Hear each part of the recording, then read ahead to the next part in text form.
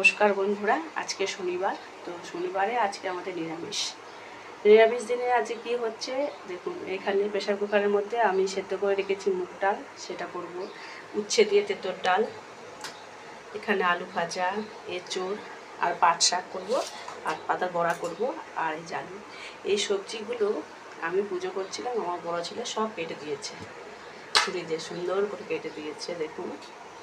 কেননা আমি মন্দিরে গেছিলাম, বড় ঠাকুরের পুজো দিতে যাই আজকে শনিবার করে, ঘরের পুজো। তারপরে মাথায় দেখেছেন সকালবেলায় অনেক কিছু মেখেছিলাম, শ্যাম্পু করেছি, বাথরুম পরিষ্কার করতে গিয়ে অনেক দেরি হয়ে গেছে আমার।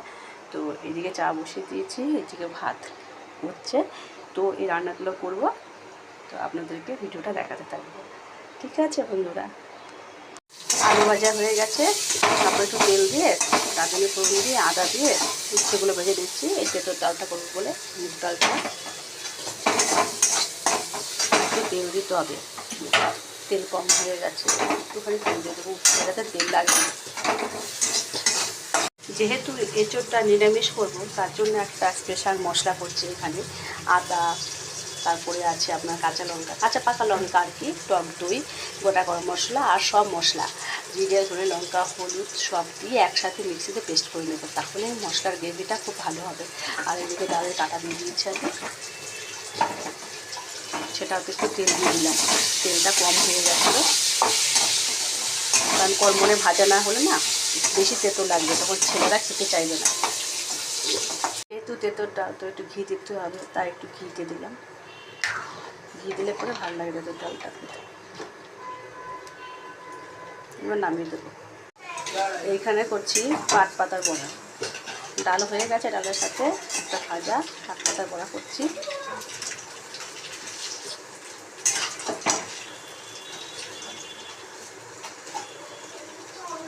পাতে এরকম বড়া হলে বেশ ভালোই লাগে খেতে, তাই না? কড়মড়ে বড়া ভাজা শুরু করবো, তাই এঁচোড়ের আলুটা ভেজে তুলে নিলাম, আর এঁচোড়টাও ভেজে নিচ্ছি এর মধ্যে, তাহলে খেতে ভালো লাগবে। সেদ্ধ করা এঁচোড় একটু ভেজে নিচ্ছি।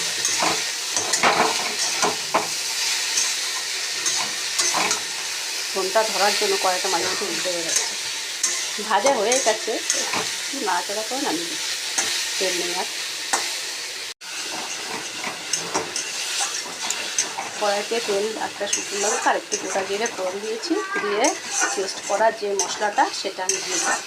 আসছি বাবা, দাঁড়া দিচ্ছি।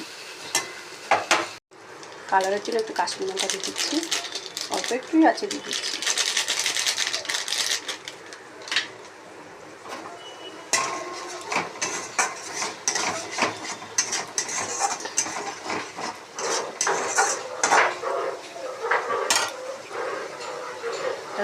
জলটা একটু দিয়ে দিই।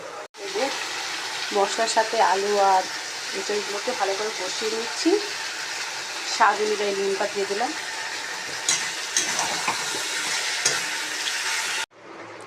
বাবা, আমি এত ঢাকনা যেই খুলেছি এত বাষ্প, তো কেমন কালার এসছে দেখুন।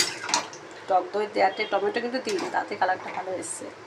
কাশ্মীরি লঙ্কা কিন্তু অল্পই ছিল, দেখেছেন। আর একটু সেদ্ধ হবে এঁচোড়টা, আর একটু জলটা মরবে, তারপরে নামিয়ে দেবো, একটু ঢাকাতে রেখে দিই। এই যে সম্পূর্ণ কমপ্লিট, আলু সেদ্ধ, ঝোলও মরে গেছে অনেকটাই। তো যেহেতু নিরামিষ, একটু ঘি দিলাম, আর গরম মশলা তো আছে, এর সাথে পেস্ট করে দিয়েছি, আর এক্সট্রা করে গরম মশলা দেবো না, একেতেই গরম, তাহলে বেশি গরম হয়ে যাবো আর কি। তো কেমন লাগছে রান্নাটা বলো, যদি ভালো লাগে তাহলে একটা অবশ্যই লাইক শেয়ার, পারলে কমেন্টস করবেন। আর সবাই ভালো থাকবেন, সুস্থ থাকবেন, সাবধানে থাকবেন। আর আমার নিরামিষ এঁচোড়ের রেসিপিটা কেমন লাগলো আপনাদের একটু কমেন্টস করে জানাতে ভুলবেন না। ঠিক আছে বন্ধুরা, আমার তো এঁচোড় ভীষণ পছন্দ, কার কার ভালো লাগে একটু জানাবেন। টাটা।